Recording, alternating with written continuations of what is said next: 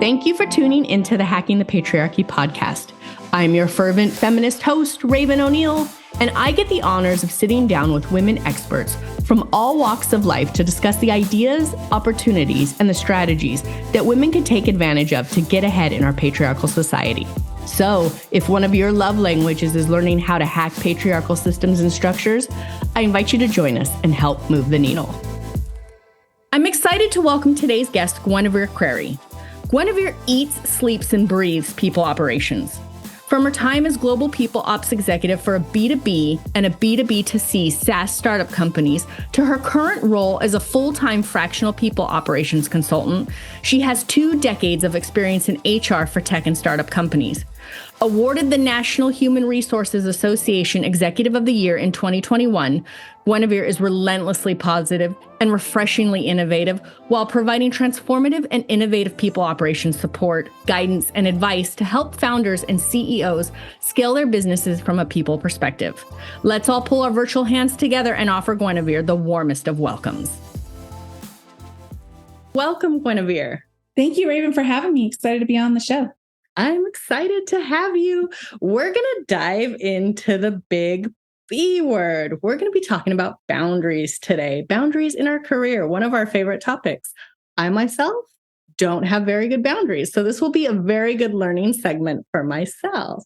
So let's dive in. I would love to know, as an HR professional, what would you consider good boundaries in a career sense? Actually, I think it really is dependent on the human being that we're talking about, right? I don't have kids, so my boundaries are going to be completely different than a parent. I think it really comes down to what is the right boundary for you and what you're trying to accomplish in life and what you get out of life. I'm with you, Raven. I love what I do so much that I don't have great boundaries either. I think it's something that has come up very often, especially with COVID, through COVID and post-COVID, in regards to just like recognizing that life is not all about work.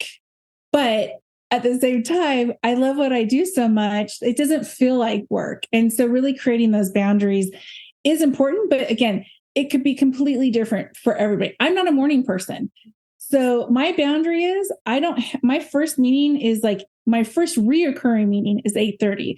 I will take 7:37s on one-offs to support my international clients. But typically, like 8:30 is my earliest I will do on a reoccurring basis. And that's just for me. Now, someone who's a morning person that gets up at 5 a.m, they'll be like, 6 a.m., baby, let's go. That's great for them. Not good for me. So I think you really have to stop and think about what it is that you need as a human being and where you are in your life cycle. Another one is that because I'm not a morning person, I'm not going to exercise in the morning. So lunchtime or right after work is really important to me. When I was going into the office, I would make sure that I would not get home. I would hit that gym first because again, once I'm home, I'm a homebody. I'm not leaving. You couldn't pry me out of my house on a weekday after I get home. So it's all about figuring out what works best for you. One of the things I like to do that I see some CEOs that I work with will actually put in their breakfast, workout, lunch, dinner in their calendar to block it out. I also see that people will put either focus time or no meetings allowed kind of time in their calendar. And whether that's because that's their chunk of time that they need to work to get things done, or if that's because they're blocking it because they need to go soccer with the kids or whatever it is. And so I think really owning your calendar is the best way to create those boundaries. And then just letting everybody know around you how you work best and learning the same about the people that you work with so that you can mesh that together. I love that. And I love that it's different for everyone, because what we're going to dive into here, as the name is Hacking the Patriarchy, is the difference between men and women. Do you see a difference in career boundaries between your male and female clients or people you've worked with in the past? Yes. A lot of my clients are the entrepreneurial individuals. So whether you're male or female, you're an entrepreneur, you're going to be working 24/7, building that company out. I think the difference really that I see is in line of how the life outside of work. Again, if there's family involved, who's taking care of the family? And even now, like I said, I don't have kids. My husband and I, we rotate the cooking, and he knows that when I have a really long day, he's going to be the one up for cooking and helping in that perspective. And then I do the dishes. If I cook, he does the dishes. That's our deal, right? Cook should never do the dishes. But yeah, so that it just depends on, again, I think that life cycle. I think about women who do have a family, who are also entrepreneurial, who are running their business. They're the CEOs, the presidents, or even just a high level manager or executive. And they come home and they still have to be the mother of the household, and it's not being split by the father. That's where I think boundaries are really challenging. Guys just get away with it a lot easier because there's still a little bit of stereotypicalness going on in the household. Now that's very like broad statement. That's not necessarily the case. Like I just said, my husband helps with the cooking as well. And so I think, again, it depends on every household, but if you're a female who is having to do the whole household and your full-time, very stressful job, there's hopefully an opportunity to have a conversation with your partner and not the man of the house. And I think that there's been a lot of change in that. But again, I think there's still I think women have a hard time letting go of like the nurturing aspect of our personalities, of who we are as a woman. And so it's really finding that boundary, but to figure out what it is you need to give, what it is you're able to give. And you got to have that too, right? Because you need to be able to fill your bucket up, which means that might mean you enjoy cooking and providing for your family. That might mean that you don't mind doing it a couple of days a week, but you don't need to, and the family can have the husband or maybe an older child do it or whatever. So I think that's where the difference I see comes in, is really, it's the personal life, that personal aspect that ends up being more on the women's plate than the men's. Yeah. And then it bleeds into their professional life. And that's when it truly affects that professional life. I do all the laundry. I do all the laundry. So when I'm traveling and I get home, I don't want to have to do anything. And I know I got to do the laundry before next week starts. So but then he takes out the trash. There's a little give and take. Yeah, there has to be a little give and take and everything too. Same thing in my household. I do most of the laundry, but I don't want to touch the trash. I don't want to do it. I love that. Boundaries, I feel, are a very big, hot topic these days because everybody worked from home, or most people worked from home during COVID and the pandemic and all of the changes. And now some people are being asked to return to the office in your professional world, yes, in your professional world where you're working with that. Are you seeing a lot of changes to that? Are you seeing a lot of pushback? Is there a difference in the pushback of going back to the office between men and women? Yes. My personal opinion is that I work in the tech side of the house. This is, of course, I think this will be my main theme of the day. It depends on the individual and the situation, right? A hospital employee has to go to the hospital, right? You can't work from home. A computer programmer can work anywhere in the world. So I think it depends on the roles, the jobs, the company. I work with a lot of tech companies where really you could code, you can do your finances, you can do everything anywhere around the world. Of course, time zones make it more challenging. So maybe within specific time zones, but I do see that a lot of the big ones are going back. It really depends on the culture and the CEO. I will say that there have been articles I've read where the majority of companies pushing to go back into the office are being pushed by white men and don't recognize that it is creating this gap for women and non-white individuals. I think there is a challenge for people who are able to go in the office versus those that are staying behind, because a lot of individuals, including friends of mine, have this out of sight, out of mind mentality. And when it comes to getting promotions or being able to be part of a project or take on new tasks, the first thing that a manager potentially will do is, oh, I see Bob in the office, I'm going to give it to Bob, not thinking about Susie, who's at home and could also be just as capable of doing it. So I think there is going to be a little bit less playing field in that perspective. And I think that it's really up to the company, the management, the executive teams of those corporations who are going back into the office to make sure that they're making it equal for all people, not just those in the office.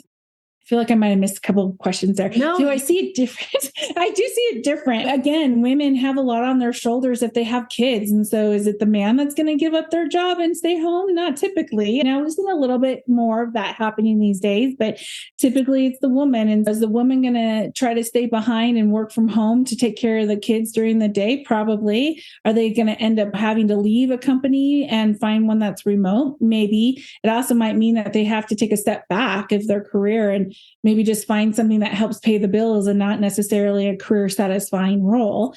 I do believe that everybody has choices.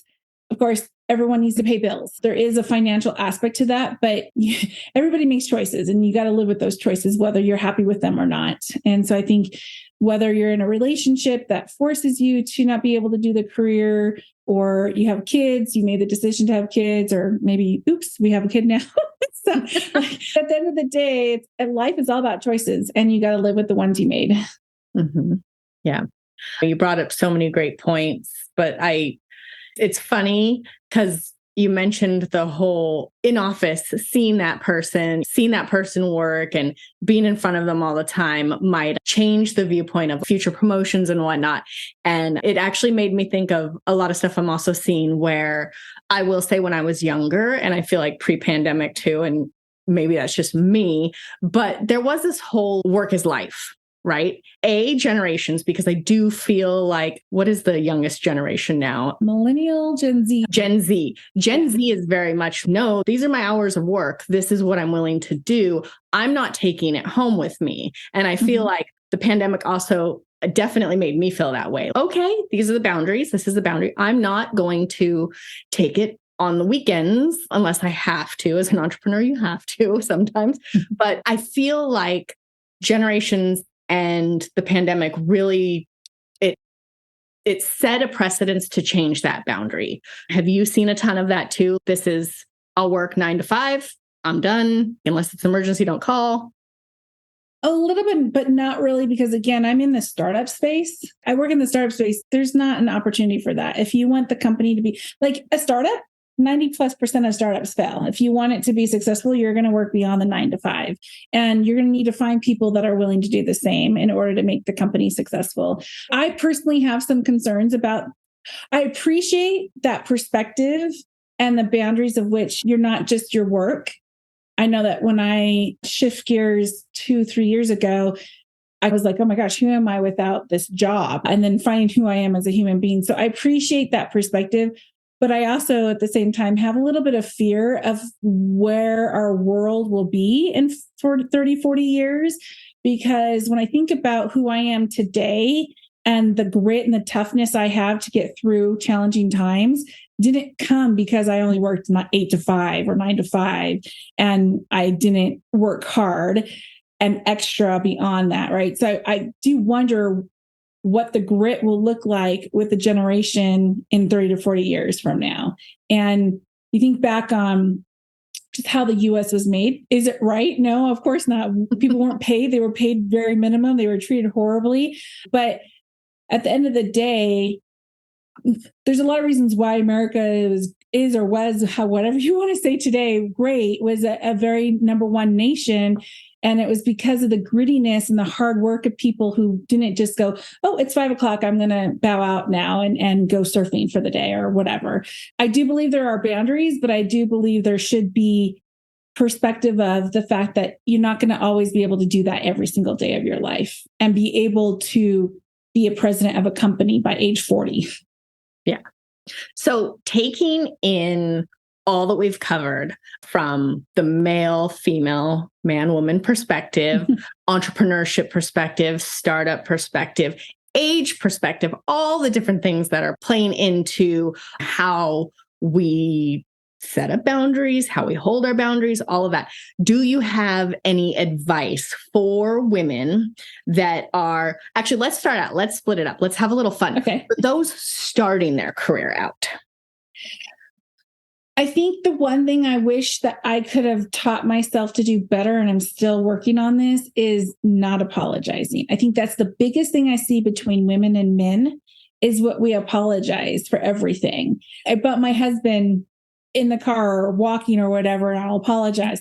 but he does it to me. He doesn't even recognize that he did it to me. And it's like, why am I apologizing? Like, it was just the same thing happens in business. So that's one. And then two, I think just maybe this might be more for mid to senior career experience, is the thing I see the difference between men and women is that when men look at a job, and again, this is stereotypical, stereotyping. That's what we do here. Okay.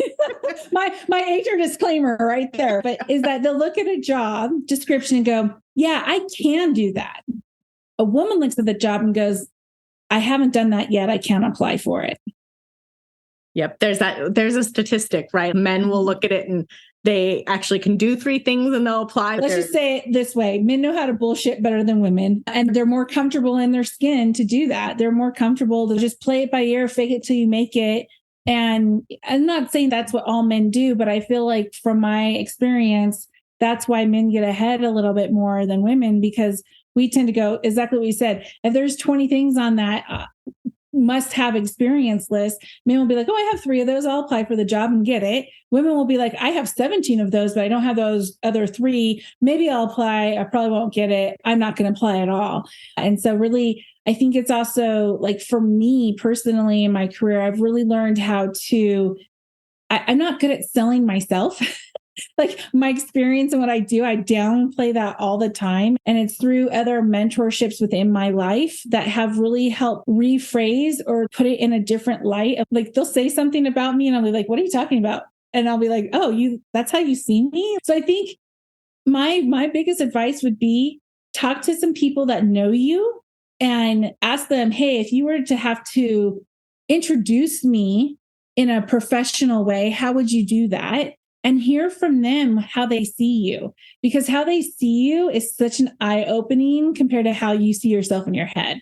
And it might actually help you get past those barriers that you have in your head to get farther along in your career. We are going to have a podcast later on coaching and mentoring, but we're going to dive into that. And I agree. If you hire a career coach, I'm sure all of them don't do this, but I had one back in the day. And I remember she asked me to go ask 5 of my friends to create adjectives to describe me or whatever it was. And it's like your essence and it brings out like who you are. And it's shocking because you're like, I definitely didn't see myself that way. So I'm sure we'll be diving into that later, but that is a great suggestion in how to build that confidence. So we've dove into the things you can do to build your confidence and to like self-work and self things that we can do to make us equal. Thank you for finishing that for me. But what about everyone else? What are things like I could do and you could do? And let's say your husband and my husband, let's bring the men into it too. What are things that men and women could do to better support the quality of it all in career? Yeah. Uplift and mentorship are 2 of the things that come to my mind really quickly. I think that like when I look back on my career, I had so many individuals who were constantly pulling me up, pushing me forward, encouraging me, giving me the support I needed, being mentors and guides in my career professionally, as well as my career, just personally, like what I can and cannot accomplish or where I'm stuck in my head. I think like it's really hard, in my opinion, to find a really good mentor who's willing to give you that time and really also be in the space with you. I was very fortunate that one of my best friends, she's about 5 years ahead of me in experience in the same industry. And so she's like, her and I play devil's advocate all the time. And I will be like, this is where I'm stuck. And then she'll play devil's advocate. She's helped me like decide whether or not to take a job. And again, just taking me outside of who I am, being my mirror, playing devil's advocate, coaching me on, yeah, you can do this, push yourself. This is a great opportunity. And so I think if you can find that person or a couple people like that in your life, that's where, and then lean on them, massively lean on them. And obviously don't use them and abuse them, give back to them too. But I find that like now I also want to do the same thing. And so I think most people who are successful have had that mentorship somehow, whether they paid for it or they were lucky enough to have a friendship or a family member be that person for them. but then give back. So I think the people who are listening to this that are farther in their career, think about how you can give back. And is that something as far as starting younger and going into being a big sister, big brother? That's one of my nonprofit clients I work with. I love working with them. They're great. Actually, there's two of them I work with. I love them so much. Or is it something like if you're an engineer or a mathematician or anything in the sciences and this thing in the STEM, then go to high schools and colleges and provide a speaking opportunity and then stand around and coach and make yourself available to those individuals. I think that's a lot of fun too. So that would be one way. And then best practices are I think one of the best ways to learn from people. We're actually doing a whole best practice series with one of my clients right now and giving everybody the opportunity. It doesn't matter if you're 2 years into your role or 20, everyone has an opportunity to share what's working best for them, which may work best for 2 other people on the call. And I think that if you can share that with other people, it'll help them come a long way. And I'm a big fan of not having to recreate the wheel. It works perfectly. Absolutely. So, any final advice for our listeners in regards to career and boundaries? I think soul searching is the first most important part. I'm a math major. I don't like writing, but I would say just bullet point or write, journal, whatever it is that works best for you. What are the things that you want out of life? And then what are the things that fulfill you? One of the books that I loved reading when my husband and I first started dating was the 5 love languages. And I think that although it's all about a romantic relationship, it's actually very meaningful inside of a work world to some extent. Obviously, the quality of touch is not going to be something you're going to do in the work world, but the concept of what are the buckets, what buckets you have and how do you fill them up? And I think through COVID, a lot of people realize I don't enjoy what I'm doing, or I enjoy it too much. It's maybe too much being a bad thing. And so it's really all about that balance of like, how do you fill this bucket up? But then you need to go and fill that bucket up. And I would say a really great exercise is writing all the things that you love to do professionally and personally, all the obligations that you have, and then really thinking through you only have so much time in a day. Nobody can make more time, right? It is a finite amount. You have 24 hours in a day. You need to sleep 8. Some people can do 6. I prefer 9. Again, I love my sleep, but not a morning person. Thinking through, what is it that you need? You need 8 hours of sleep. You need 1 hour for exercise. You need an hour, 15 minutes, an hour for showers, all the things that you have to do as a human being. And then start plugging in the remaining time. You want 20% with family, if you're spiritual or your social events, your work, and really start thinking through how you want your normal day to look. And maybe even think about it for a whole week, right? Because you have the weekends that you can do a lot of things potentially with. And then is that how you're spending your time? And if it's not, then how can you get to that structure? Yeah, I like that. Taking stock. And I try, even with my lists of work, I try to make sure that within my work, there is one thing that's creative every day. If it is going into Canva and it definitely helps break up the monotony of getting. Yeah. And just again, I'm a math girl. So just like your 401k, which maybe some people on this call haven't even started that yet, you should, no matter what age you are, you need to rebalance.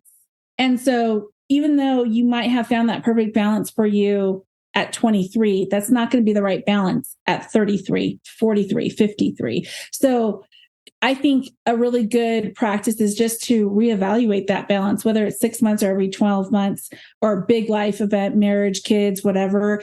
It's important to reevaluate that because our lives change and we have different cycles, and what we needed 5 years ago isn't what we need today, and it won't be what we need tomorrow. Yeah. Constantly circling back, making a habit out of that too. Exactly. Yeah. It has been an absolute pleasure diving into this with you. I would love to know, and I'm sure our audience would love to know, how they can learn more about what you do, where you are, connect with you, get in touch. LinkedIn, Guide to HR, or Gwenevere Crary. They're both very unique. So easy to find us on LinkedIn that way. I'm very open to connecting. Or my first name at guidetohr.com is my email address. Feel free to reach out to me directly there. Yep. And I'll link some of that in. I'm not going to link your email because then you'll get spammed, but I will link some of your contact within the notes. Great. Thank you for joining me today and talking about. Thank you for having me. Yeah, I hope that your listeners got a little bit of tidbit. I think the biggest thing is to know we're all figuring it out. I don't think anyone has the answer. And certainly their answer isn't going to work for you. So you have to figure it out for you. Yep. Going back to that, it's different for everyone. Exactly. Thank you again. Thank you so much. Thanks, everyone. Bye. Thank you so much for tuning in and listening to today's episode. For all the juicy deets on this episode, be sure to check out our show notes or give us a holler on Instagram at Hacking the Patriarchy Podcast. And if you enjoyed this episode and you'd like to help support this podcast, don't be shy. Please share it with your friends. Sharing is caring after all. Lastly, if you'd like to lend your personal support, please take a moment to tell the world about it with a review on your favorite streaming platform. We'd be forever grateful. Tune in again soon to enjoy a brand new episode of the Hacking the Patriarchy podcast. And until next time, keep on hacking, my friends. If you've made it this far, I have one more little thing to share with you. Did you know that this isn't my only feminist endeavor? That's right, there's more. I run a media startup dedicated to providing the most current and pertinent news about women, for women, and by women. Our mission centers on delivering a platform where the latest updates regarding women-led initiatives are extensively covered, highlighting women's actions, accomplishments, perspectives, and other elements that profoundly influence women's lives and contribute to meaningful progress. I invite you to head over to femled.news to learn more.